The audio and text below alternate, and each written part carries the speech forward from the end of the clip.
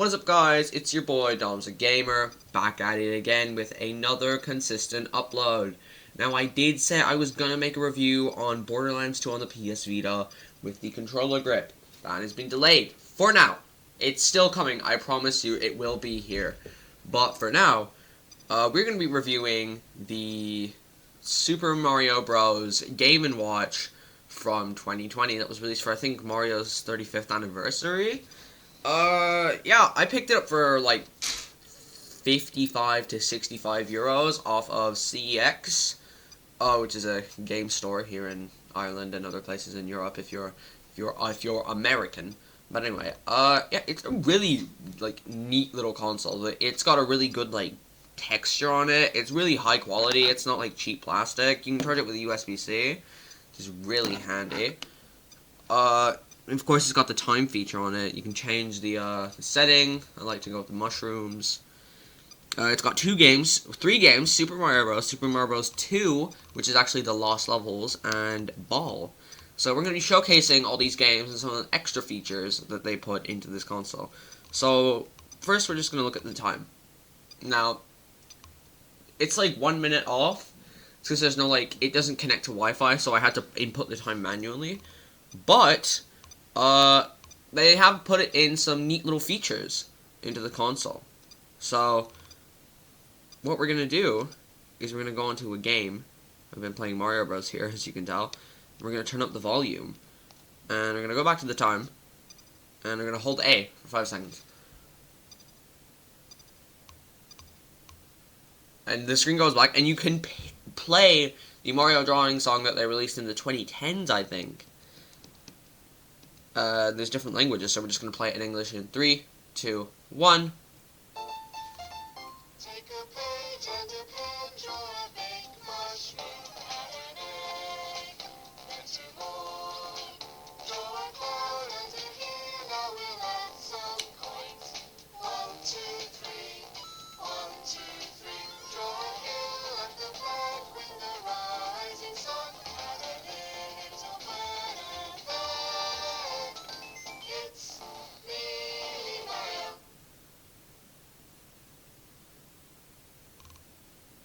So, that is the Mario Drawing song. I think that's a really cool thing that they put in there, and it's just really neat. So, let's get to the game. That's what everyone came here for, Dom's a Gamer. So let's start off with Super Mario Bros. Now we're gonna reset the game because I've already been in a save file. So, because I've used the warp zone and I've unlocked all the worlds, you can press B to go back to the start of a world. Now we're just gonna start on World 1, and there's 1-player game and 2-player game. However, instead of like having a separate controller like you do on the normal NES, you just pass the system around to other players. But anyway, if you hold A for 5 seconds on the title screen, you just gotta wait a bit.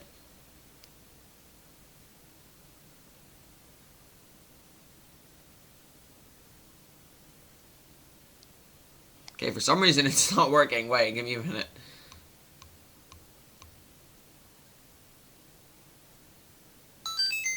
It gives you infinite lives.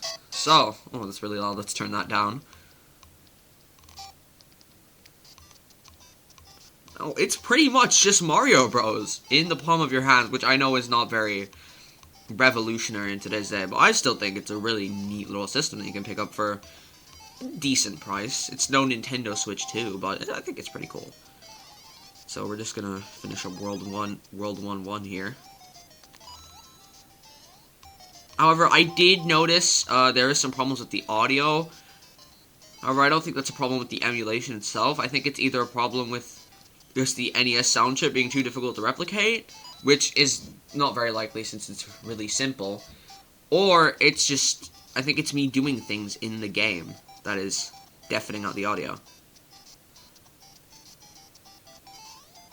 Because it sounds fine usually, but if I do something like jump or shoot a fireball, then the audio will like go up in 1 pitch. Now. And there we have it. That was World 1-1. Pretty simple, I know. But let's move on to our second game. Super Mario Bros. 2. I'm really sorry for the camera going out of focus. That is just something I genuinely cannot control. However, the whole world selection thing works here too. However, I have not played this, and I don't want to play this. But however, the infinite lives thing works too, so... And I'm going to be playing as Luigi, because, you know, you gotta love Luigi. Now this is single-handedly the most difficult game, one of the most difficult games I've ever played. See, look, let me show you, okay? You see that mushroom? That's not a normal mushroom, let's pick it up. Poison mushroom. This game was only released in Japan, I think. While in America, Europe, and other parts of the world, we got Super Mario Bros. 2, which was actually just Doki Doki Panic reskinned. But I'm glad we didn't get this version here, and it was released as the Lost Levels. Because if this was the actual sequel to Mario Brothers, I don't think I could, like... I'd want to ditch the entire Mario franchise and never play it again.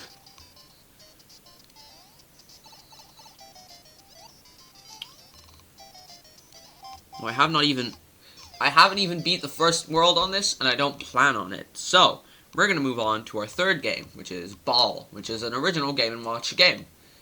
But reskinned with Mario. So, we're going to start off with Game A.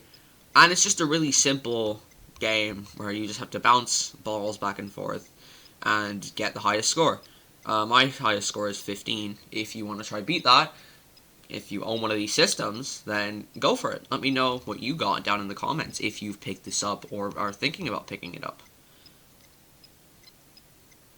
Now, it's relatively a really simple game. There's not much to talk about, but there is Game B, which adds a third ball and starts off really fast.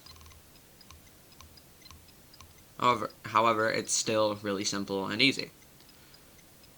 But yeah, that is the Super Mario Brothers Game & Watch, everyone. I think it's a really cool system. I think it's really neat. I hope you enjoyed this little review that I filmed. Thanks for watching, and goodbye!